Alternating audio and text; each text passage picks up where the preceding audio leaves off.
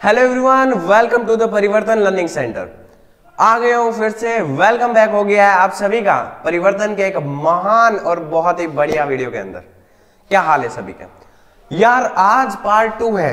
किस चीज का पार्ट 2 है? आज पार्ट 2 है हमारे साथ में, देखते हैं। यस, क्या कहां चला गया ये वाला? देखो, very important definitions for class 12 HSC digital board के साथ में पार्ट 2 लेकर। पार्ट 2 यार, पहले वाले वीडियो को जो सपोर्ट मिला उसका जितना ही और उससे ही बेहतरीन सा सपोर्ट चाहूंगा इस बार में आपके लिए।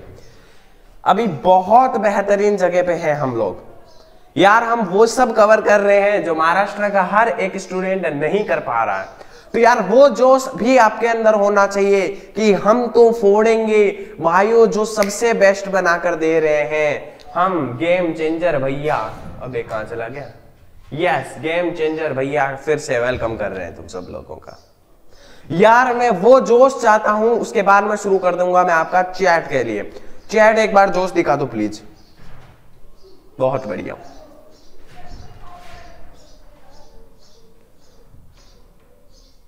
ये हट जाएगा क्या? हटवे नहीं हटेगा, ये नहीं हटने वाला। हट गया, बहुत बढ़िया।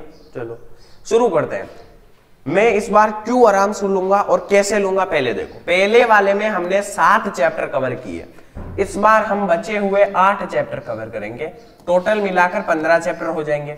तो 8 चैप्टर इजी है as compare to in 7 chapter के। कैसे? क्योंकि लास्ट के जो 5 चैप्टर हैं भैया एकदम नॉर्मल है, एकदम बोले तो एकदम।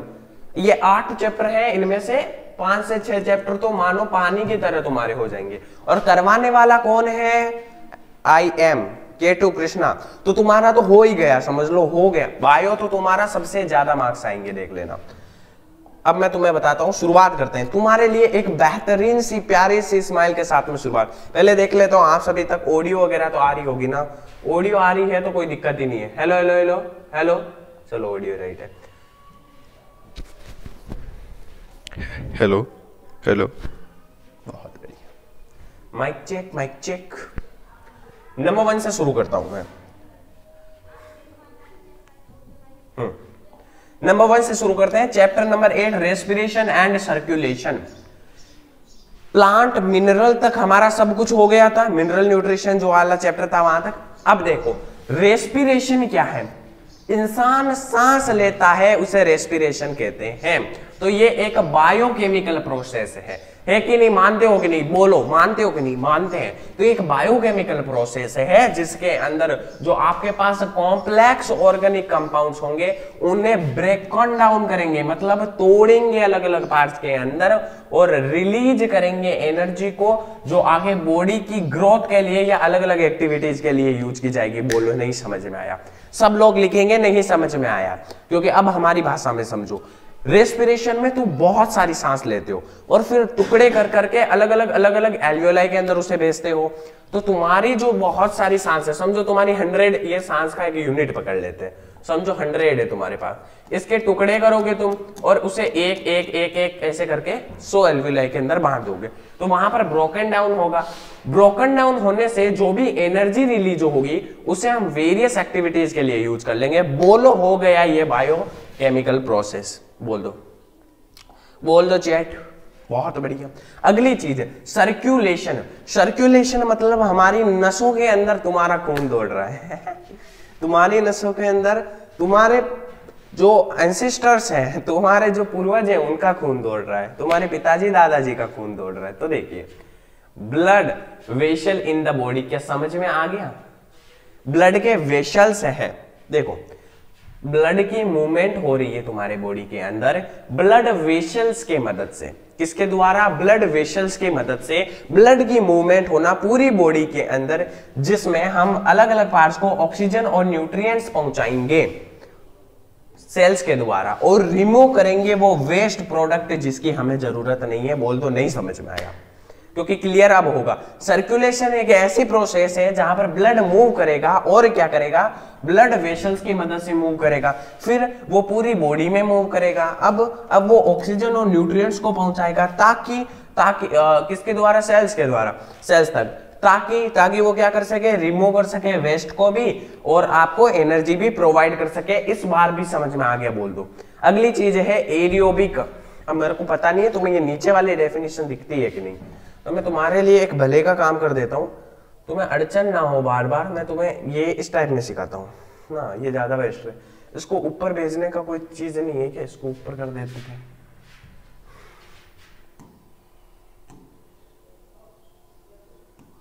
या हो गया हो गया हो गया हो गया हो गया। तो रेस्पिरेशन भी दो प्रकार का होता है भैया, रेस्पिरेशन दो प्रकार का होता है, एक होता है एरियोबिक, एक होता है अनएरियोबिक। एरियोबिक वो रेस्पिरेशन है जहां पर आपको ऑक्सीजन की जरूरत पड़ती है ताकि आप ब्रेकन डाउन कर सकें ग्लूकोज को और प्रोड्यूस कर सके एनर्जी और कार्बन डाइऑक्साइड और वाटर। बोलो क्या समझ में आया? ग्लूकोज को आप ब्रेकन डाउन करके एनर्जी प्रोड्यूस, कार्बन डाइऑक्साइड बनाओगे, वाटर बनाओगे। किस जरूरत ऑक्सीजन की पड़ेगी, उसे एरियोबिक और अनएरियोबिक। देखो समझ में आया कैसे है, ये मैं समझा देता हूं। एरियोबिक मतलब ऑक्सीजन, अनएरियोबिक बोले तो ऑक्सीजन, ऑक्सीजन बोले तो नहीं।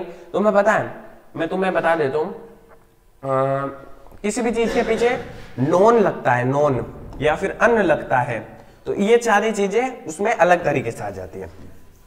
ठीक है, समझ में आ गया? अन अन, ठीक है। तो आप यहां पर उसी तरीके से समझ लो, लगे ना लगे तुम समझ लो कि एरियोबिक में ऑक्सीजन की जरूरत, तो अनएरियोबिक में डजनट रिक्वायर्ड या डज नॉट रिक्वायर्ड। क्या ऑक्सीजन चच्चा, क्या ऑक्सीजन चच्चा। दो प्रोसेस हो गई। अगला है कार्डियोवेस्कुलर सिस्टम। क्या है, क्या है? मैं एक चीज बता देता हूं, अगर पिछले को मेरे 50,000 लोगों ने पिछले पार्ट्स को देखा था, तो इस बार इसको सिर्फ और सिर्फ 20,000 ही देखेंगे, मैं गारंटी लेता हूं।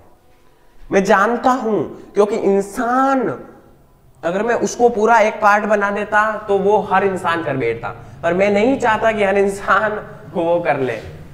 नहीं, चाहता हूं मैं हर इंसान कर ले, तो वो बहुत बड़ा पार्ट बन जाता था। तो इसीलिए हमने क्या किया यहाँ पे, एक सेकंड, कुछ अड़चन हुई है क्या?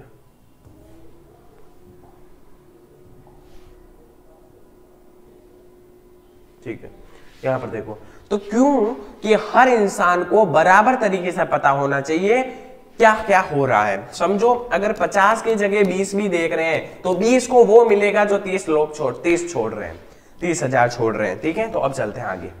तो देखो, कार्डियोवेस्कुलर सिस्टम क्या है? ये एक इस टाइप का सिस्टम है जिसके अंदर आपका हार्ट और ब्लड वेसल्स मिलकर, आपका हार्ट और ब्लड वेसल्स मिलकर सर्कुलेशन करेंगे ब्लड का। वो रिस्पॉन्सिबल होंगे ब्लड के सर्कुलेशन के लिए पूरी बॉडी के अंदर। समझ में आ गया? कार्डियोवेस्कुलर, कार्डियो बोले तो हार्ट जरूरी है, वेस्कुलर बोले तो वेसल्स जरूरी है। तो हार्ट भी जरूरी है, वेसल्स भी जरूरी है पूरी बॉडी के अंदर ब्लड को पूरी बॉडी के अंदर भेजने के लिए। चलो क्लियर हो गया सर। अगली चीज बता दो, अगली चीज मैं तुम्हें बता देता हूं, ब्लड प्रेशर। मजा आ गया, ब्लड प्रेशर नाम सुनते ही मजा आ गया। भैया बीपी, भैया आपको तो पता नहीं है, हमको पता है बीपी। वैसा हमारे डॉक्टर यहाँ पे लगाता है और ऐसे करता है कि नहीं करता है? करता है। उसका नाम पता नहीं है तुम्हें? इतना बड़ा नाम है उसका, उस मशीन का नाम भी इतना बड़ा है। तो तुम देखो, ब्लड प्रेशर क्या होता है? वो फोर्स होता है। अच्छा, मैं तुमको विजुअलाइजेशन से समझाऊं, मजा आएगा? विजुअलाइज करवाऊं तुम्हें, मजा आएगा? Killer visualisation. ठीक है, देखो, एक ऐसा है, समझो, एक यूं ब्लड वेसल है, ये समझ में आ रही है? दिख तो रही होगी, अरे गधों दिख रही है ना ये वेसल। ठीक है, यहां पर ब्लड जा रहा है ऐसे यूं यूं यूं यूं यूं यूं यूं यूं। हमारे जो बॉडी में सब लोग बोलेंगे गोल्डन ब्लड बह रहा है। तुम पता है गोल्डन ब्लड भी एक ब्लड का टाइप है। सिर्फ 34 क्या लोगों के 43 लोग ऐसा ही तो कुछ है, सिर्फ पूरी दुनिया में इतने ही लोगों के पास, मतलब लेस देन 50 लोगों के पास है। तो अभी ये ब्लड क्या करेगा, चलेगा। समझो ब्लड के बीच में कुछ अड़चन आ गई, तुम्हारे लाइफ में कैसे अड़चने होती है? ब्लड से ज्यादा तो हमारी जीवन में अड़चन है। तो ये ब्लड, अब ब्लड का काम है चलते रहना है, चलते रहना।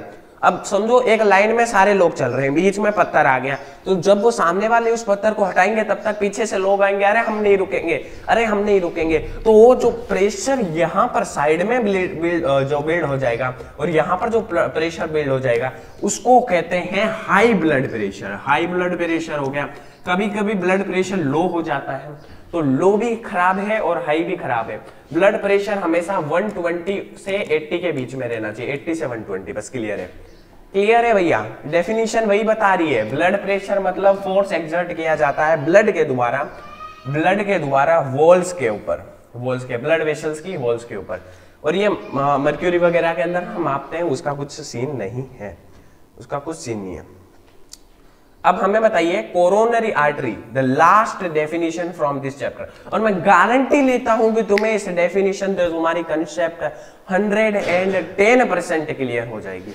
क्या नहीं समझ में आ रही है बातें इतना क्लियर विजुअलाइजेशन के बाद भी? तो फिर तुम चैनल बदल रहे हो और तुम्हारी टीवी खराब है, समझ लो। कोरोनरी आर्टरी क्या है? यहां पर तुम्हारे जो ब्लड वेसल्स हैं वो सप्लाई करते हैं ऑक्सीजन को और न्यूट्रिएंट्स को आपके हार्ट मसल्स के पास में। कैसे? समझ में नहीं आया? देखो कोरोनरी आर्टरी क्या है? वो blood vessels, they are the blood vessels, वो ब्लड वेसल्स ही हैं, पर वो सप्लाई करती है ऑक्सीजन और न्यूट्रिएंट्स को हार्ट के मसल्स के पास में। बोलो ये चैप्टर, ये डेफिनेशन सब कुछ क्लियर है? बोलो हाँ, बोलो रे। अरे गधों, दो स्लाइड के अंदर तुम्हारा पूरा चैप्टर नहीं पढ़ रहा है। तुम्हें इंपॉर्टेंट डायग्राम मैंने दिए, तुमने देखे, मजा आया? बहुत आया। पार्ट 1 डेफिनेशंस का मैंने दिया, बहुत मजा आया। पार्ट 2 में मजा लो, ताकि आपके लाइफ में फिर तुम एग्जाम में, जब तुम एग्जाम में जाओगे ना, मैं तुम्हें एक चीज बता देता हूँ, जब तुम अपने एग्जाम के अंदर जाओगे ना, एग्जाम के अंदर, और जब एग्जाम के अंदर जाके खड़े होगे और अपनी सीट पर बैठ जाओगे और फिर पेपर हाथ में लोगे, तो तुम एक एक क्वेश्चन को टिक करके देख लेना, तुम एक एक क्वेश्चन को पढ़ के देख लेना। मैं आज यहाँ पे खड़ा होकर तुम्हें गारंटी देता हूं, तुम्हें एक बात बताता हूं कि तुम वो हर एक क्वेश्चन कर रहे होगे बायो का, जो तुमने यहां पर पढ़ा है वही क्वेश्चन वहां पर होगा। क्यों? क्योंकि सब कुछ पढ़ा रहा हूं। मैं ये नहीं कह रहा हूं कि जो एग्जाम में आएगा वो मैं तुम्हें पढ़ा रहा हूं, या फिर मुझे पता है कि एग्जाम में क्या आएगा। मैं ये बता रहा हूं कि मैं तुम्हें सब कुछ क्लियर कर रहा हूं। अब एग्जाम विनर चाहे कुछ भी डाल दे तो करके आएगा, तुम करके आओगे ही, और ये मेरी गारंटी है। 100% मैं यहां पे लिख भी देता हूं, 100% करके आओगे अगर अच्छे से पढ़ोगे तो, क्योंकि exceptions are everywhere. Nervous system क्या है? नर्वस सिस्टम एक कॉम्प्लेक्स नेटवर्क है नर्व्स का और सेल्स का, जो कैरी करते हैं मैसेज ब्रेन और अदर पार्ट्स के बीच में। ये हमारा ब्रेन है, ये मेरा ब्रेन है, और ये मेरे पूरे पार्ट्स हैं। तो मेरे इस पार्ट्स पे अगर कुछ हुआ है तो वो यहां से उठा के यहां तक लेके जाने का काम ये पूरे बीच का वो नर्वस सिस्टम कर रहा है। बोलो क्लियर है? बोलो क्लियर है? रिस्पॉन्सिबल है controlling and coordinating body activities के लिए। बोलो हाँ, अरे हाँ बोलो गधो। ठीक है, क्लियर। तुमसे ज्यादा ना हाँ बोलने वाला, मतलब क्या बताएं अभी तुम्हें जरूरत है हाँ बोलने की, तो तुम बोल क्यों नहीं रहे हो? बोलो रे, तुम्हारे अंदर जोश होना चाहिए। अगली चीज है हार्मोनल कंट्रोल। आहा जी खुश हो गया मेरा तो। हार्मोन तो बहुत सीक्रेट होते हैं हम लोगों के अंदर, नोटी नोटी। देखो, it is control of body functions by hormones.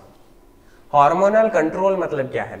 Hormone से पूरी बॉडी का कंट्रोल करना मतलब hormonal control, which are chemical messenger produce by glands and transported through the blood stream and to target organ. नहीं समझ में आया? डेफिनेशन नहीं समझ में आएगी, पर कल क्लियर होने के बाद में सब समझ में आ जाएगा। देखो, हार्मोनल कंट्रोल जैसी चीज क्या है? मतलब तुम्हारे बॉडी के अंदर हार्मोन बनते हैं, तुम्हारे दिमाग के अंदर डोपामिन बनता है, तो तुम्हारे बॉडी के अंदर अलग अलग टेस्टोस्टेरोन, एस्ट्रोजन, फिर ग्रोथ हार्मोन, ये सारे बनते हैं। ऑक्सीन वगैरह बनता है, तुम्हारे अंदर नहीं बनता है गधों। ऑक्सीन एक ग्रोथ हार्मोन है प्लांट का। समझ में आया? तो ठीक है, तुम्हारे बॉडी के अंदर हार्मोनल कंट्रोल हो रहा है, मतलब पूरी बॉडी कंट्रोल की जा रही है हार्मोन्स के द्वारा, जो कि केमिकल मैसेंजर है, जो प्रोड्यूस तो होते हैं ग्लैंड के कारण, पर ट्रांसपोर्ट होते हैं ब्लड स्ट्रीम के द्वारा टारगेट ऑर्गन्स तक। जो ऑर्गन था, पता है, जो शर्माता है कभी इंसान तो उसके गाल लाल होने लग जाते हैं, पिंक होने लग जाते हैं। कभी नोटिस किया है? सिर्फ मेकअप से नहीं होते हैं, लड़कियां बोलेगी हम बिना शर्माए हमारे गाल लाल हो जाते हैं, ठीक है, लड़के बोलेंगे हमारे भी लाल हो जाते हैं, ठीक है। तो सुनो तुम लोग, ये हार्मोनल कंट्रोल तो क्लियर है, बताएंगे अभी तुम्हें हार्मोनल कंट्रोल क्लियर होगा। अरे सब लोग बोलो हाँ, चेट देखनी पड़ेगी तुम्हारी। लोग बोलते हैं एंजल प्रिया हाय, पहले तो ये बोलेंगे, फिर चैट में क्या लिखते हैं पता है, एंजल प्रिया हाय, फिर लिखेंगे, एक मिनट देख लेता हूँ, हेलो हेलो हेलो, पहले लिखेंगे एंजल प्रिया हाय, फिर बोलेंगे angel Priya where are you from, तू कुठून आहेस भाई मजे है तुम्हारे सही में। फिर तो थोड़ी देर में पता चलेगा कि बातें, एंजल प्रिया कौन है, अपना राहुल एंजल प्रिया है, अपना मोहित एंजल प्रिया है, ठीक है, अपना राजू एंजल प्रिया है।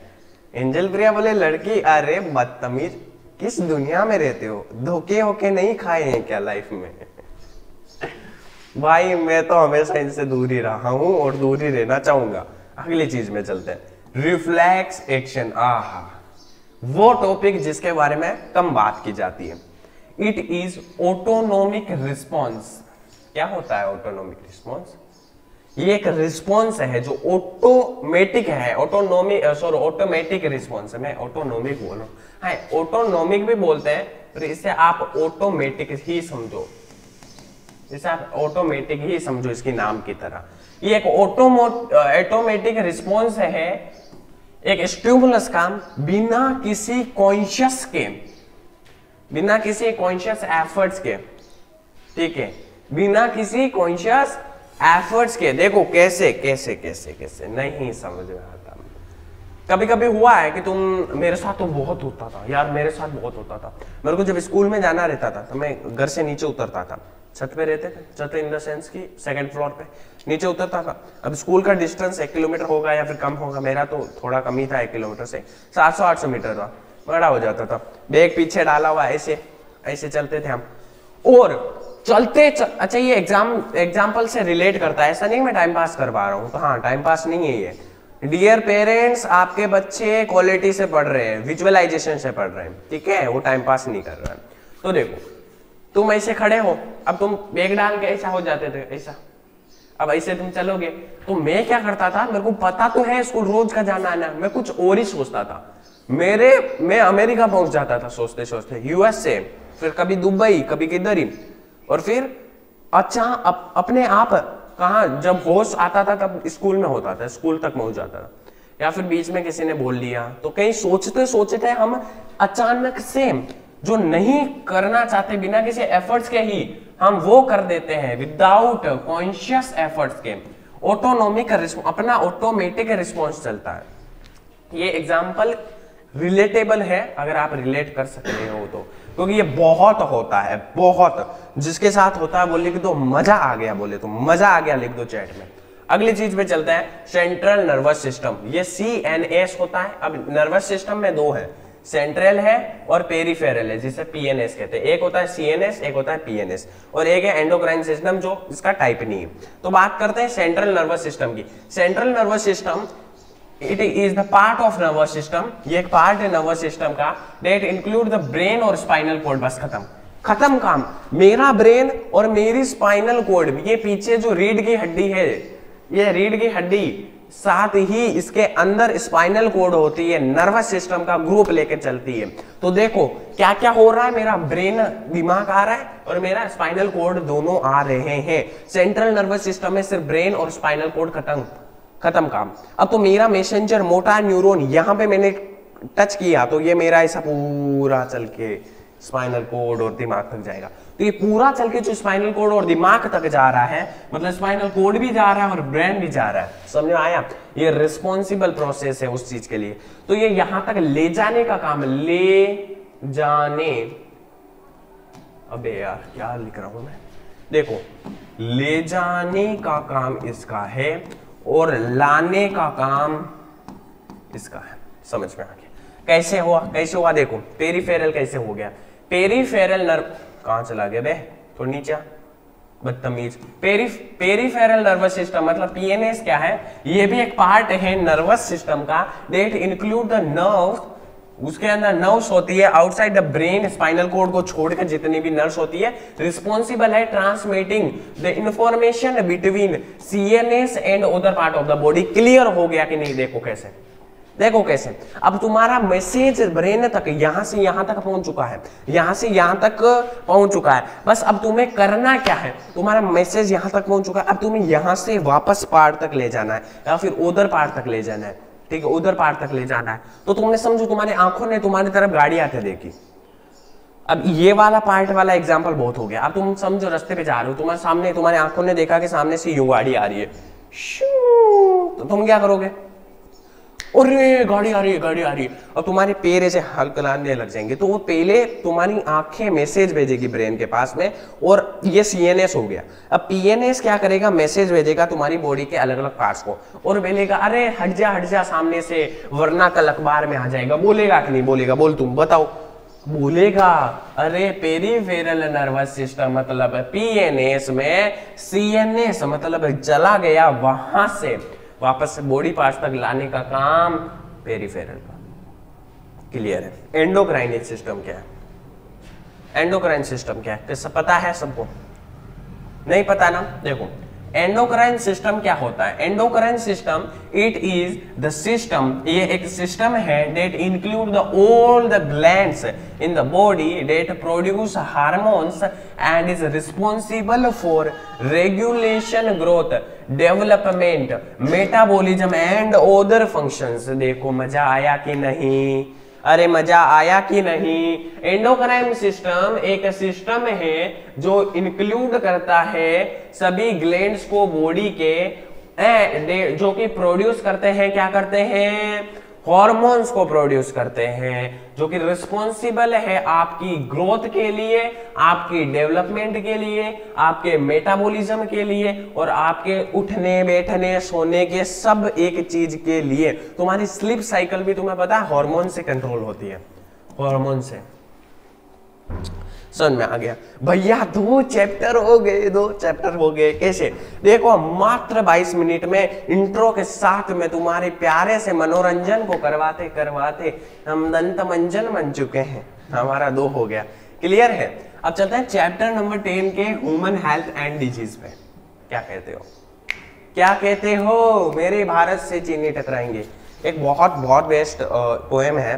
क्या कहते हो? मेरे भारत से चीनी टकराएंगे, चीनी को तो हम पानी में गोल गोल पी जाएंगे। तो वो वाली मेरे को पोएम याद आ गई यहाँ पे। अब देखो इम्यून सिस्टम क्या है, ये गलवान घाटी वाले टाइम पे बहुत फेमस हुआ था। ठीक है, तो वो वाला बता रहा हूँ। इम्यून सिस्टम, इम्यून सिस्टम क्या है? इम्यून सिस्टम के अंदर सारी सेल्स आएगी, टिश्यूज आएंगे, ऑर्गन आएंगे, जो कि प्रोटेक्ट करेंगे बॉडी को इन्फेक्शन और डिजीज से। नहीं समझ में आ रहा? नहीं समझ में आ रहा? एक सेकंड में जरा सा चार्ज लगा देता हूं।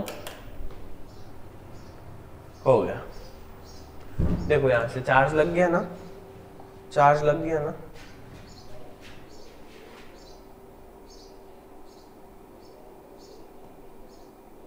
अब खुल तो जा। ओके ओके ओके 10% लग गया होगा ना अभी, तो अभी चार्ज हो रहा होगा। अभी तू क्यों खुल रहा है? अलग ही धंधे चल रहे हैं इनके भाई, अलग ही धंधे। हो गया अभी चार्ज में लग गया, वरना मेरे को मैं कैसे पूरे वायर के अंदर ऐसा। ठीक है, अभी देखो चैप्टर नंबर 10, चैप्टर नंबर 10 क्या कह रहा है? ये कह रहा है इम्यून सिस्टम क्या है? इम्यूनिटी, इम्यूनिटी जिसने कोरोना फेज को किया, कोरोना के बाद में जन्म वालों को मैं नहीं बोल रहा, पर कोरोना के पहले जिसका जन्म हुआ है या कोरोना के टाइम जिसका जन्म हुआ है, वो सब इम्यूनिटी के बारे में तो पक्का जानते होंगे भैया। हम तो जानते हैं ये एक सिस्टम है जो सेल्स, टिश्यूज, ऑर्गन्स वगैरह का, जो आपको प्रोटेक्ट करता है आपकी बॉडी को, किससे? इन्फेक्शस और डिजीज। अरे यही तो है, जिसकी इम्यूनिटी ज्यादा उसको डिजीज कम, जिसका डिजीज ज्यादा उसकी समझो इम्यूनिटी कमजोर है। क्लियर है? कहते ही नेक्स्ट लेवल एग्जांपल्स। अगला क्या आ गया? अगला आ गया पैथोजेंस। पैथोजेंस क्या है? मतलब ये माइक्रो ऑर्गेनिजम्स होते हैं जो हमें बीमारियां करवाते हैं। बदतमीज कौन कौन होता है? सब नाम लिख दो अपने दुश्मनों के नाम में। पहली लिस्ट में आएगा बैक्टीरिया, आग से बैक्टीरिया खत्म। फिर वायरसेस, सबसे बेस्ट एग्जाम्पल वायरस का कोरोना वायरस। अगला फंगस, फंगस बोले तो मशरूम, मशरूम भी बहुत एक मशरूम का एग्जांपल है, बहुत इंपॉर्टेंट है। टोड स्टूल नाम से, टोड स्टूल नाम का मशरूम है। ये इडिएबल नहीं है, ये खाने लायक नहीं है, और इसके ऊपर क्वेश्चन भी आते हैं इसमें बोर्ड में, तो याद रख लेना। तो फंगस में खाने लायक नहीं है, वो उसको गलती से खा लिया तो फिर तुम आगे देखो पैरासाइट्स, ठीक है। तो अपने दुश्मनों के नाम में पहला लिखोगे बैक्टीरिया, दूसरा लिखोगे वायरस, तीसरा लिखोगे फंगस, चौथा लिखोगे पैरासाइट। आहा, मजा आ गया। अच्छा, एंटीबॉडी नाम सुना है? अरे अभी तो तुम बता रहे थे कल नहीं, पहले उस डायग्राम वाले सेशन में भैया, कि जो लोगों के पास एंटीबॉडी होती है, एंटीबॉडी अपना दोस्त है, ये है, एंटीजन अपना दुश्मन है, ग्रुप बता रहे थे ब्लड, हाँ वही है। एंटीबॉडी क्या है?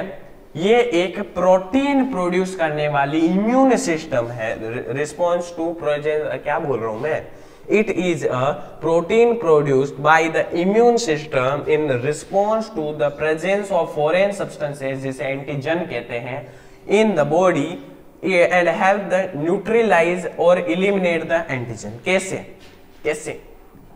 एंटीजन अपनी इंडियन आर्मी है, समझ लो, समझने के लिए बोल रहा हूं, या फिर कोई भी कंट्री की आर्मी है एंटीजन। एंटीबॉडी जो एंटीबॉडी जो है इंडियन आर्मी है या कोई भी कंट्री की आर्मी है, उसका जो अपोजिट कंट्री है वो है एंटीजन या उसकी आर्मी, या कोई भी टेररिस्ट वगैरह। अब टेररिस्ट फॉरेन आर्मी बन के यूं आएंगे। एंटीबॉडी का कमाल देखो, एंटीबॉडी का कमाल देखो, पता ही नहीं चलेगा कि एंटीजन का अस्तित्व क्या था। मतलब फॉरेन पार्टिकल को हटाने का काम होता है। और प्रोटीन, ये एक तरीके का प्रोटीन है जो कि इम्यून सिस्टम के द्वारा प्रोड्यूस किया गया है। तो इम्यून सिस्टम क्या है? कोई एक कंट्री है जिसका प्रोटीन बोले तो मेन हिस्सा होता है एंटीबॉडी, जो रिस्पॉन्सिबल है एंटीजन का अस्तित्व खत्म करने के लिए और बॉडी को न्यूट्रलाइज करने के लिए। बोलो जय इंडियन आर्मी की, इंडियन आर्मी जिंदाबाद। चलो आगे चलते हैं नेक्स्ट चीज पे, वैक्सीनेशन। अब कोरोना जिसने भी सहा है, ये तो तुम्हारा चैप्टर पक्का हो जाएगा। ये चैप्टर समझो तुम्हारा हो गया। जिसने अपने जीवन के अंदर कोरोना देखा है उसका हो गया। वैक्सीनेशन नाम सुना है?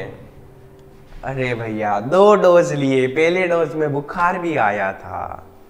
मैं तुम्हें एक बहुत बेस्ट चीज बता दूं यहाँ पे, मजाक से हटके एक बहुत बेस्ट चीज, पहले इसके बारे में जानो। It is process to introducing a weak and dead pathogen or a part of it into the body to stimulate the immune response and provide protection against future infections. Future infections. समझ में आया? समझ में आया? नहीं आया? Corona से relate करते हैं अब इसको। कोरोना में सबको 2 लगी डोज, सबको 2 डोज लगे, बोलो हाँ। समझो ये तुम हो, ये तुम गधे हो, तुम गधे हो, ये तुम गधे हो, ये बोलो हाँ हूं, हाँ हूं बोलेगा सब, तो तुम ये एक गधे हो यहाँ पे, ठीक है। अबे डायग्राम अच्छी नहीं बन रही है यार, तुम ऐसे हंस रहे हो, ठीक है। तुम्हारी हंसी शैतान वाली हंसी है, ठीक है, तुम्हारी हंसी शैतान वाली हंसी है। तुम्हें अलग कलर से कैसे बताऊं, अभी व्हाइट कलर से ले लेते हैं, ठीक है। अभी तुम्हारी हंसी जो है शैतान वाली हंसी है। अब तुम क्या करोगे, तुम्हार वो जो वैक्सीन लेने वाला, तुम ऐसे हाथ फैला के मम्मा मेरे को वैक्सीन, तुमको वैक्सीन लगाई जा रही है। अब तुमको एक बड़ा सा इंजेक्शन से, तुम्हारे से बड़ा इंजेक्शन तुम्हारे बॉडी में लगाया गया, ऐसा ही पेन गिर गया। बदतमीजो तुम्हारे चक्रों में, तुम्हें कैसे विजुअलाइज करवाऊं बे, कैसे विजुअलाइज करवाऊं बे मैं तुमको। मेरा बेचारा पेन गिर गया, चल तो रहा है ना। हाँ, ये बहुत महंगी चीज है, ये जो पेन है तुम्हें दिख रहा है, ये बहुत महंगी चीज है, ठीक है। तो तुम्हारी बॉडी में इसको लिया, यू फट तुम्हारे वैक्सीन लगा दिया। वैक्सीन लग गई, सबको वैक्सीन लग गई। घर पे आए, 2-5 घंटे बीते, बुखार से धूम, तुम्हारे अंदर बुखार की आग लग गई। अब जब तुम्हारी बॉडी के अंदर बॉडी की तुम्हारे एंटीजन है, जो एंटीबॉडीज है, वो तुम्हारे सैनिक है। जब सैनिकों को पता चलेगा कि बाहर का मरा हुआ कोरोना तुम्हारे शरीर में आया है, तो वैक्सीन के द्वारा वैसे ही डालते हैं तुमको मरा हुआ कोरोना या फिर वीक कोरोना, तो तुम्हारी बॉडी में क्या होगा, वो उनको गुस्सा आएगा, तो उन्हें पता चलेगा कोई बाहर वाला है, वो यूं तलवार लेके खड़े, कोई भी नजदीक नहीं आएगा मेरे, यूं समझ आ रहा है, कोई भी नजदीक नहीं आएगा मेरे। तो वो क्या करेगा, ऐसा अपना पास तलवार वगैरह घिस के रेडी करके रखेगा अपने पास में। जब वो उनके पास पहुंचेगा तो उन्हें पता चला रही ये तो मरा हुआ है पहले से। तुम्हारी बॉडी टेम्परेचर इसलिए इंक्रीज करती है ताकि गर्म करके उस बैक्टीरिया को मारा जा सके, पर उल्टा तुम मर जाते हो, तुम्हारा बैक्टीरिया नहीं मरता वे।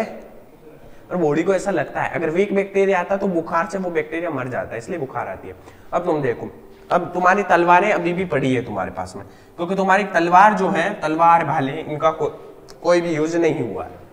और जो बैक्टीरिया आया था कोरोना वायरस, उसका तो काम तमाम हुआ वाला है पहले से ही, तुम्हें पता चल गया। तो तुम क्या करोगे, तलवार को रख दोगे। अब जब तुम्हारे अंदर दूसरी बार डोज लगाया जाएगा तुम्हें पकड़ के यूं, तो तुम्हारे अंदर क्या हो जाएगा, तुम्हें पकड़ के जब ये शौक वैक्सीन लगा दी दूसरी वाली, अब दूसरी बार में जब वो आएगा तो उन्हें पता है पहले से कि पिछली बार हमारे कब ऐसे ही उल्लू बनाया था तुमने, मरा हुआ कोरोना भेजा था, इस बार भी मरा हुआ कोरोना ही भेजा है, और सही में भी मरा हुआ भेजा है, तुमको जिंदा नहीं डालते हैं। तो मरा हुआ कोरोना होगा तो वो अपनी तलवार उठाएंगे ही नहीं, मतलब बुखार वगैरह कुछ आएगा ही नहीं तुम्हें, दूसरी बार में बुखार नहीं आएगा। अब मानो कि भगवान की कृपा से तुम्हारे अंदर कोरोना आ जाए, भगवान की कृपा से नहीं, अगर भगवान की कृपा नहीं होगी तो तुम्हारे अंदर कोरोना आ जाए, अगर है तो नहीं आएगा। तो तुम्हारे अंदर भगवान करे कि कोरोना ना आए, पर अगर आ भी गया तो तुम्हारी जो वो तलवारें थी, एंटीबॉडीज थी, वो अब इस बार इसको नहीं छोड़ेगी, अब इसके पास इसने अपनी तलवारें बना के रखी है। इसलिए वैक्सीनेशन बहुत इंपॉर्टेंट है। बोलो हाँ, बोलो हाँ। बचपन में जब छोटे थे तब टीका लगाते कि नहीं, 3 महीने का, 1 महीने का, 4 महीने का, 6 महीने का, क्या क्या था वो उतना, तो उसको पता होगा, वो वैक्सीनेशन ही। अगला होता है हेल्थ, मतलब आपका हेल्थ क्या होती है भैया, हमको तो बुखार नहीं है। देखो, अब्सेंस ऑफ डिजीज और इन्फिर्मिटी, क्या इन्फिर्मिटी, इन्फिर्मिटी क्या क्या बोल रहे हैं, समझो, तुम्हें बुखार नहीं है, तुम्हें कोई बीमारी नहीं है तो तुम हेल्दी होगे नहीं, ये बोल रहा है नहीं, ऐसे गधों की तरह बातें मत करो। तुम्हारे अंदर बीमारी ना होना ये कोई तुम्हें हेल्दी नहीं बताता है। अगर तुम्हारा फिजिकल मतलब शरीर, तुम्हारा मेंटल मतलब तुम्हारा माइंड, तुम स्ट्रेस डिप्रेशन में तो नहीं हो, तुम डिस्परेशन में तो नहीं हो। आजकल बहुत लोग रहते हैं डिस्परेशन में, डिप्रेशन में रहते हैं, ठीक है।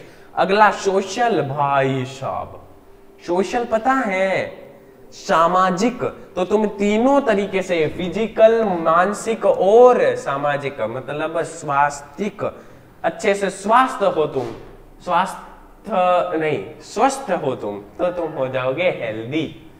समझ में आया क्या, मगज में आया क्या। अगली चीज पे चलते हैं।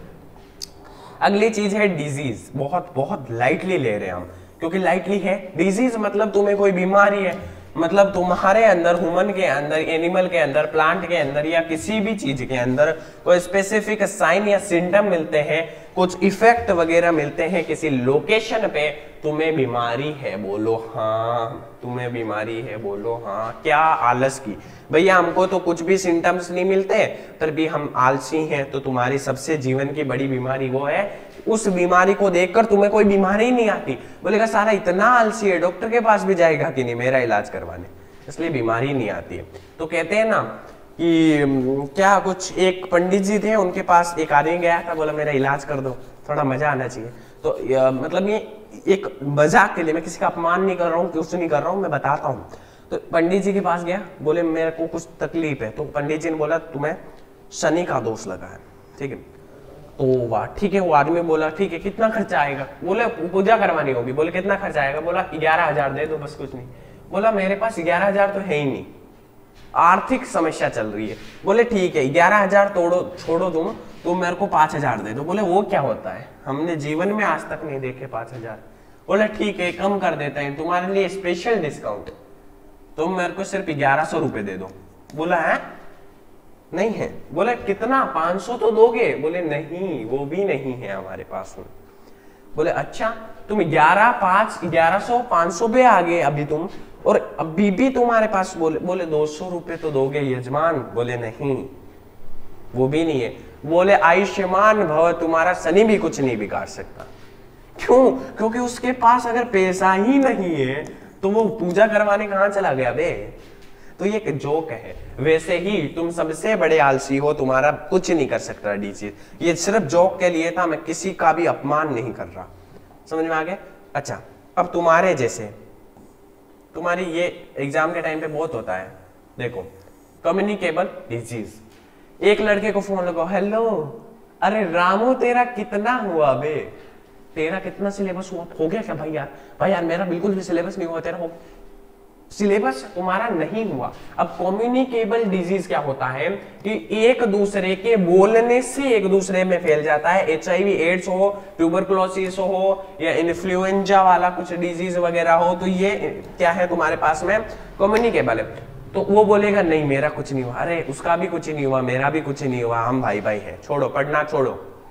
अब पूरी साल पढ़ाई नहीं की, एक दिन पढ़ के क्या हो जाता? अगर तुम रात को पढ़ लोगे और समझो तुमने 2 प्रश्न पढ़े, उन्हीं में से एक प्रश्न सुबह आ गया, क्या कहते हो? क्या कहते हो? तो अगर कुछ भी नहीं पढ़ा है तो लास्ट मोमेंट तक पढ़ लेना, और सब कुछ पढ़ा है तो लास्ट मोमेंट पर कभी मत पढ़ना, क्योंकि जब सब कुछ पढ़ा हुआ होता है और लास्ट मोमेंट पर कुछ पढ़ लेते हो तो सिर्फ वही याद रहता है जो लास्ट में पढ़ा है, और अगर कुछ भी नहीं पढ़ा है तो फिर लास्ट मोमेंट पर कुछ पढ़ लेना। समझ में आ गया? ये एग्जाम से जाने से पहले की बात बताई है मैंने। अगला, best chapter for ever which I seen, that's enhancement of food production. Enhancement of food production, तो एनहांसमेंट ऑफ फूड प्रोडक्शन वाला चैप्टर आ गया। प्लांट की ब्रीडिंग बोले तो मतलब सिलेक्शन करेंगे, क्रॉसिंग करेंगे और प्लांट से नया प्लांट बनाएंगे, उसको इंप्रूव करेंगे उसकी क्वालिटी को। मतलब समझो एक प्लांट है, एक गन्ना है जिसके अंदर जूस ज्यादा है, एक गन्ना है जो कि बड़ा है, तो दोनों का क्रॉस करवाया, अब एक बड़ा गन्ना भी बनेगा और साथ ही उसके अंदर जूस भी ज्यादा निकलेगा, रस भी ज्यादा निकलेगा। तो ये बन गया प्लांट ब्रीडिंग। एनिमल हस्बेंड्री बोले तो चिकन फार्म्स होते हैं, ठीक है, मीट्स को, मिल्क को, अदर प्रोडक्ट्स को बढ़ाने के लिए। अब समझो एक गाय है जो दूध ज्यादा देती है, एक गाय है जो कुछ और कुछ समझ लो उसका दूध, कोई दूध ज्यादा देती है और किसी के दूध में ज्यादा मस्त मतलब क्वालिटी है, तो दोनों का क्रॉसिंग करवाएंगे और अब ऐसी गाय बना देंगे जिसके जो दूध भी ज्यादा देती हो और क्या करती हो, अच्छा भी देती हो, तो ऐसी गाय बनवा दी, तो वो एनिमल हस्बेंड्री हो गया। अगली चीज पे चलते हैं, हाइब्रिडाइजेशन। हाइब्रिडाइजेशन मतलब ये प्रोसेस है क्रॉसिंग 2 जेनेटिकली डिफरेंट वेराइटीज का, चाहे वो प्लांट हो, एनिमल हो, जिससे हम बनाएंगे offsprings, desirable trades, higher yield में रेजिस्टेंट पेस्ट। अच्छा समझो एक गन्ना है जिसके अंदर जूस ज्यादा है पर वो कभी कभी बीमारियों से भरा जाता है, उसके अंदर बीमारी आ जाती है, कुछ पेस्ट वगैरह उसको पकड़ लेते हैं। कभी कभी क्या होता है, एक पेस्टिसाइड पकड़ लेते हैं, ठीक है, एक होता है जिसके अंदर जूस नहीं है पर पेस्टिसाइड नहीं पकड़ने देता, इसकी एक वो ना पकड़ने देने की जीन उठाएंगे, इसकी हाई जूस वाली, दोनों को क्रॉसिंग ओवर बना देंगे ऐसा गन्ना जिसकी क्वालिटी भी अच्छी, जूस भी ज्यादा और डिजीज रेजिस्टेंट। बोलो हाँ, हाइब्रिडाइजेशन क्लियर। टिश्यू कल्चर, ये मेरे को एक अच्छी सी डेफिनेशन लगती है जो आपको शायद पूछी जा सकती है। It is a technique use to grow cells को और टिश्यूज को ग्रो करवाना लाइब्रेटरी के अंदर कंट्रोल कंडीशंस के साथ में, use for the production of disease free plants, multiplication of rare और इंगेज स्पेसीज और study of the cell biology. मतलब आपका सेल टिश्यू कल्चर बोले तो अच्छी मतलब वही डिजीज रेजिस्टेंट वगैरह वाली चीजें जिसमें आपको स्पीसीज के कहाँ गया, सेल्स और टिश्यूज की बात करते हैं, काम खत्म, पैसा हजम। बोलो अगला 3 डेफिनेशन बची हुई है, ये चैप्टर भी खत्म। अगला है बायोगैस। क्या है बायोगैस?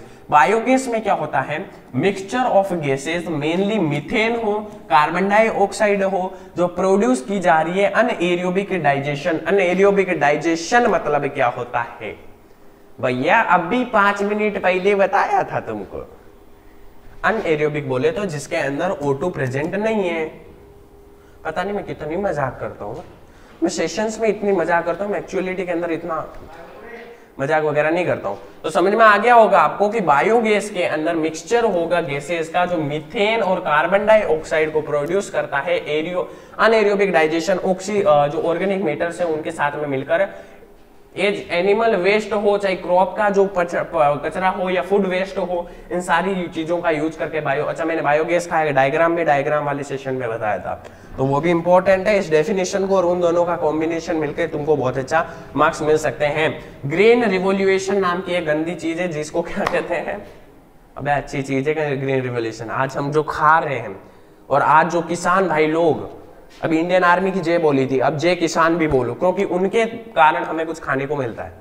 ठीक है, तो ये देखो यहाँ पे ग्रीन रिवोल्यूशन, इसमें क्या होगा, हम एग्रीकल्चर को सपोर्ट करेंगे, एग्रीकल्चर के रिसर्च को सपोर्ट करेंगे।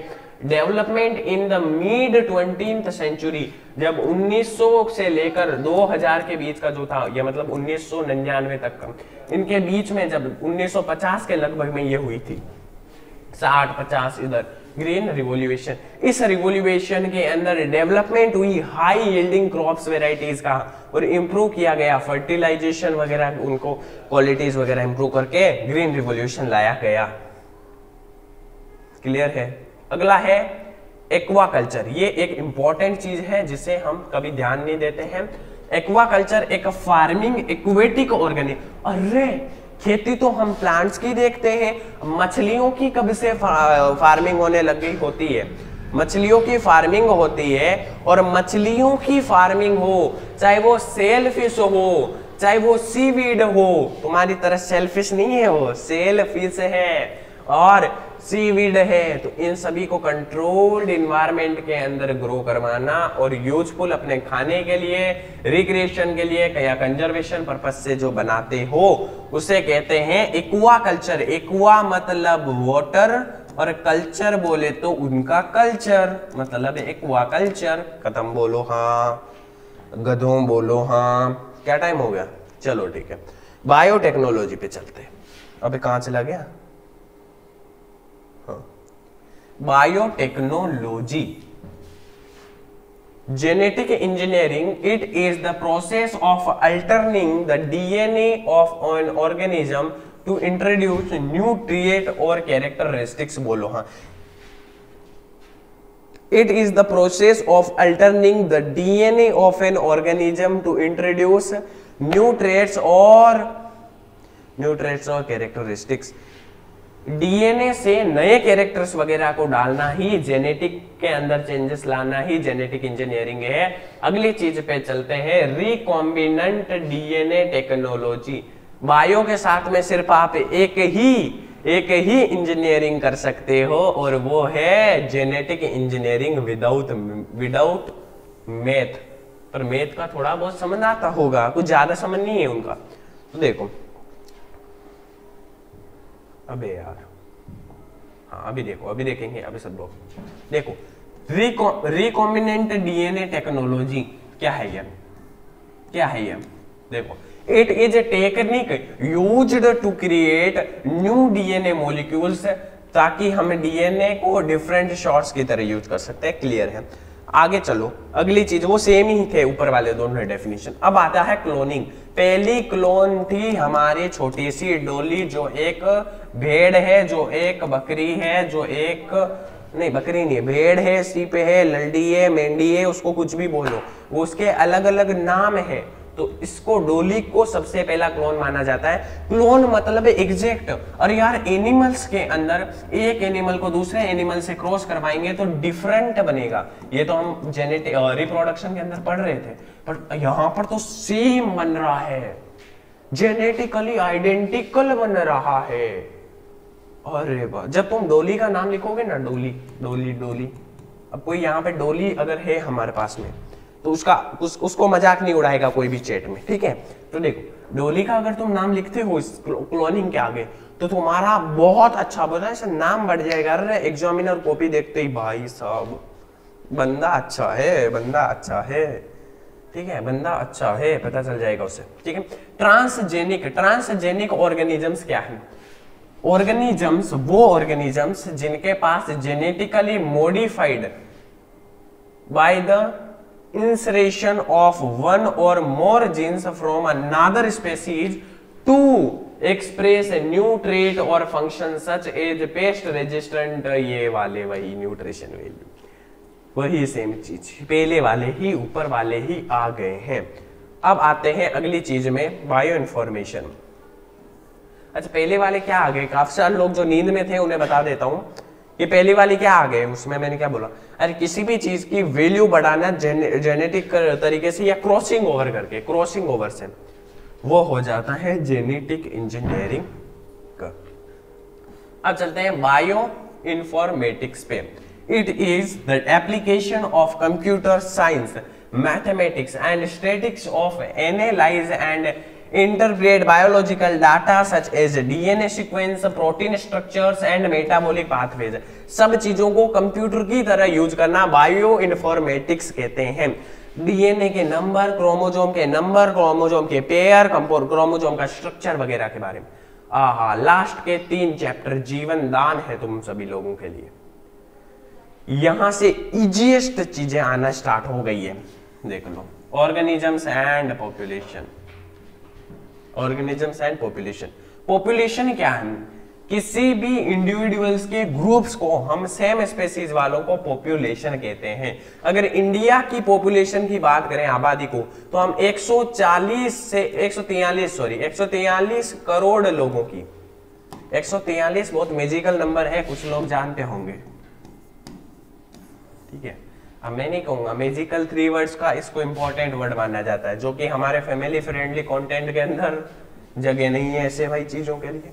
तो 143 करोड़ जो आबादी है इंडिया की, चच्चा 143 करोड़ है, 143 crore individuals of same species के, जो एक पर्टिकुलर एरिया के अंदर रहते हैं, इंडिया के अंदर रहते हैं, वो इंडिया की पॉपुलेशन हो गई। बोलो हाँ। अगली चीज पे पॉपुलेशन है, तो पॉपुलेशन की डेंसिटी क्या हो गई? एक यूनिट एरिया के पीछे, यूनिट एरिया के पीछे, पर यूनिट एरिया के पीछे इंडिविजुअल और पॉपुलेशन का पर यूनिट एरिया के पीछे। देखो, अगर 1000 मीटर के अंदर 1000 लोग रह रहे हैं, अरे नहीं इतने तो नहीं रहते, 1 किलोमीटर के अंदर 100 लोग रह रहे हैं समझो, वो हो गया population density, the number of individuals of population per unit area और वॉल्यूम, ठीक है। अगला आ जाता है नेटिलिटी। नेटिलिटी मतलब तुम्हारा जन्म हुआ, तुम्हारा जन्म हुआ कि नहीं। The rate at which new individuals are added to population through the reproduction, मतलब जन्म हुआ है लोगों का, जन्म होना, उसे नेटिलिटी कहते हैं। और तुम्हारी मौत भी निश्चित है, क्योंकि जिसका जन्म हुआ है उसकी मौत भी निश्चित है। The rate at which individuals in the population die or removed from the population, समझ में आया क्या? समझ में आया क्या? मॉर्टेलिटी है ये, नेटेलिटी मतलब जन्म, और जिसका जन्म हुआ है गीता कहती है उसका मौत भी होगी, भागवत कहता है इसका मौत भी होगी, और ये मोर्टिलिटी रेट हो जाता है। और नेटेलिटी रेट और मोर्टिलिटी रेट क्या होते हैं तुम जानते हो। अगला चलते हैं पॉपुलेशन ग्रोथ रेट। यार बड़ा टाइटल है इसका तो। The rate at which the size of population changes over time taking into account जो अपना नेटेलिटी, मोर्टिलिटी, इमिग्रेशन एंड, देखो 2 वर्ड इंपॉर्टेंट आगे हैं, बाकी तुम सब समझ चुके हो। एक आता है इमाइग्रेशन और एक आता है इमाइग्रेशन। माइग्रेशन मतलब क्या होता है?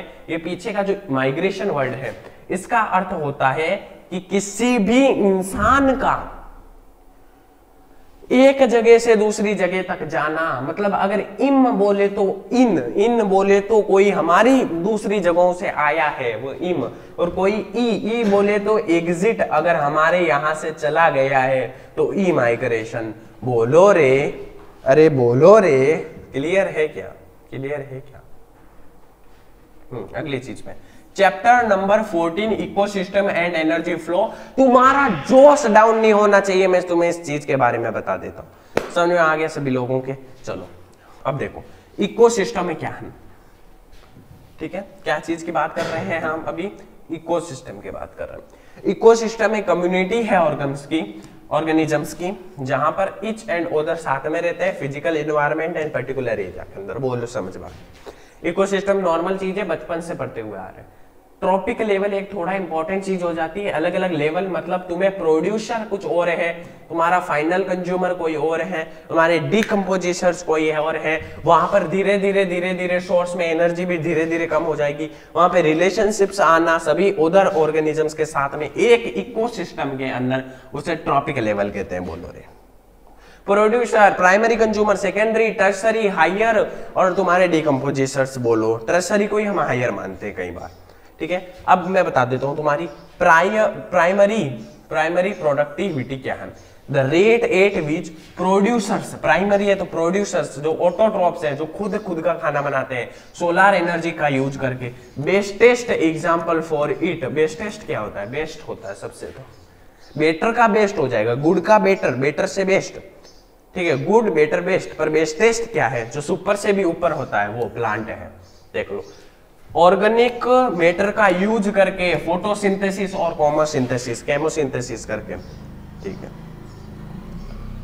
बायो जियो केमिकल साइकिल्स, ये पाथवे की बात कर रहा है through which nutrients such as carbon हो, नाइट्रोजन हो या फिर फॉस्फोरस हो, इनको रिसाइकल किया जा सके, एक्सचेंज किया जा सके लिविंग और नॉन लिविंग कंपाउंड्स के बीच में इस इकोसिस्टम के लिए, ठीक है। कंपाउंड्स ऑफ एन इकोसिस्टम मतलब अगर कार्बन डाइऑक्साइड, अगर नाइट्रोजन तुम्हारा N2 है तो इसको नाइट्राइट में बदलकर, अमोनिया में बदलकर या फिर ऐसे कुछ करके तुम्हारे यूज करने लायक बनाया जाता है।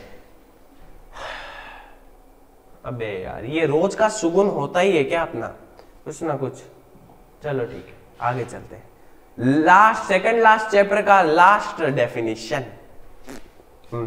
मजा आ गया भैया। एनर्जी फ्लो एक ऐसी चीज जिसके लिए मैं तड़प रहा हूं। Transfer of energy through trophic level in an ecosystem from producers to consumers to decomposers with loss of energy or heat. देख लो, अबे यार तुम्हारा प्रोड्यूसर है, प्रोड्यूसर को हम ज्यादा जगह देंगे। फिर आता है प्राइमरी कंज्यूमर, उसको थोड़ी जगह मिलेगी एज कंपेयर टू प्रोड्यूसर। फिर आता है सेकेंडरी, उसको और कम मिलेगी। मतलब प्लांट को खाएगा अगर पहला आदमी तो उसका वेस्ट भी अलग बनाएगा उसी प्लांट से, एनर्जी कम जाएगी तो प्लांट से यहां तक एनर्जी कम होगी। और अब इसको जब ये खाएगा तो इसका भी वेस्ट बनेगा और फिर एनर्जी थोड़ी ही जाएगी। तो एनर्जी और हीट का लॉस होता है और धीरे धीरे धीरे धीरे धीरे धीरे प्रोड्यूसर, प्राइमरी, सेकेंडरी, टर्सरी से फिर डीकम्पोजिशन। ठीक है, क्लियर है? क्या करवाते हो भैया, इतना इजी कोई चैप्टर क्लियर करवाता है क्या? लास्ट दो बच गई है, सिर्फ 2 स्लाइड्स का काम है, खत्म हो गया काम। देखो चैप्टर नंबर 15 पे आ जाइए, diversity, conservation and environmental issues. अगर आप ये करते हो, मेरे इस पार्ट को अगर आपने एंड तक देखा है और अभी भी देख रहे हो इस लास्ट चैप्टर को, तो हम वो पाओगे जो वो लास्ट को तक नहीं देखने वाले बच्चे नहीं पाएंगे। देख लो, फिर देख लो, तुम्हारे बस में है। पढ़ने का मन नहीं होता तो जबरदस्ती बैठो, एक टाइम अपने आप आएगा तुम्हारा पढ़ाई में मन लगेगा अपने आप। देख लो, biodiversity, the variety of life forms including species diversity, genetic diversity and ecosystem diversity in a particular area or on the planet is a wall. Biodiversity मतलब लोगों के अंदर बदल आ रहा है, स्पेसीज बदल रही है, उनके जेनेटिक बदल रहे हैं, इकोसिस्टम बदल रहे हैं एक पर्टिकुलर एरिया के अंदर ही या पूरे ग्रह के ऊपर, समझ लो वो बायोडाइवर्सिटी हो रही है। खत्म खत्म खत्म। अगला अगला अगला अगला अगला, बिना पानी पिए पढ़ा रहा हूं तुम्हें, ठीक है। ये तुम्हारे लिए एक बहुत बड़ा मैजिक है। क्या है?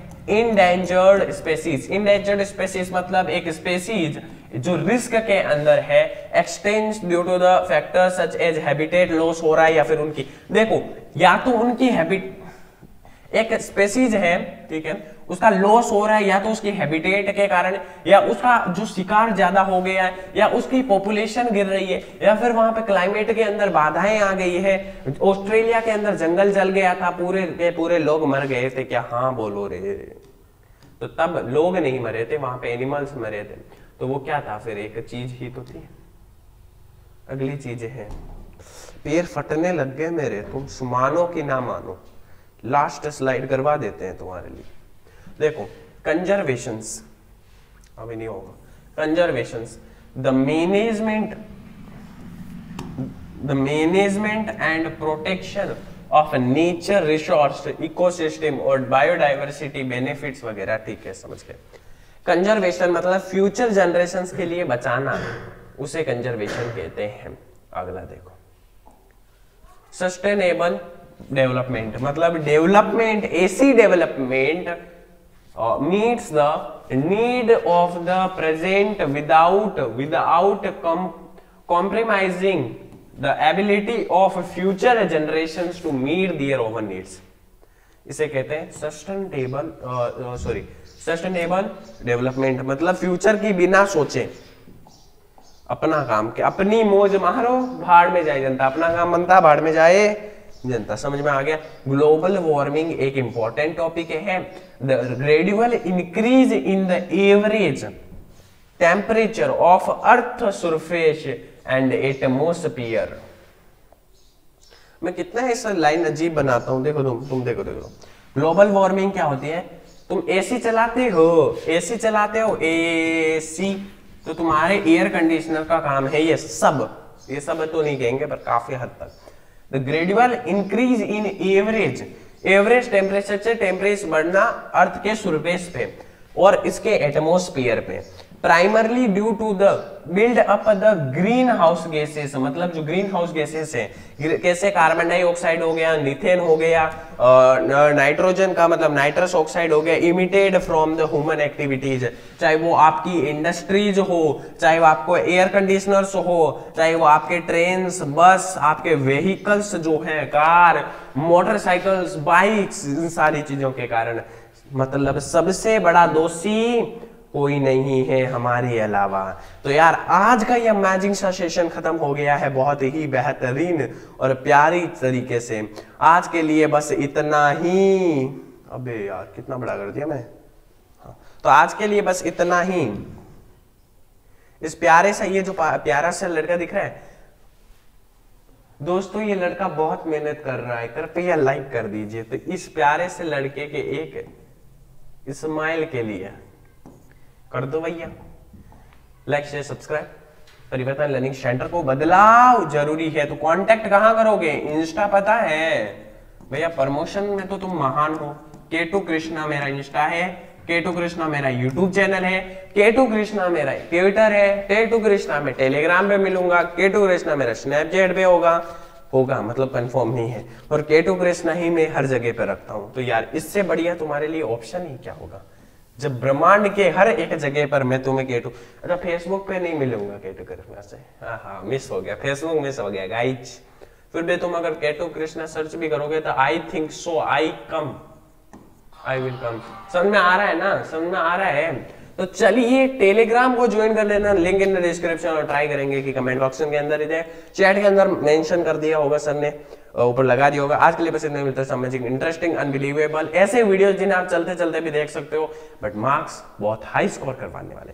तो आज के लिए बस इतना ही, मिलता हूं ऐसे अमेजिंग अनबिलीवेबल अनएक्सपेक्टेबल बट बहुत ज्यादा हाई स्कोरिंग मार्क्स के साथ में। See you, have a good day.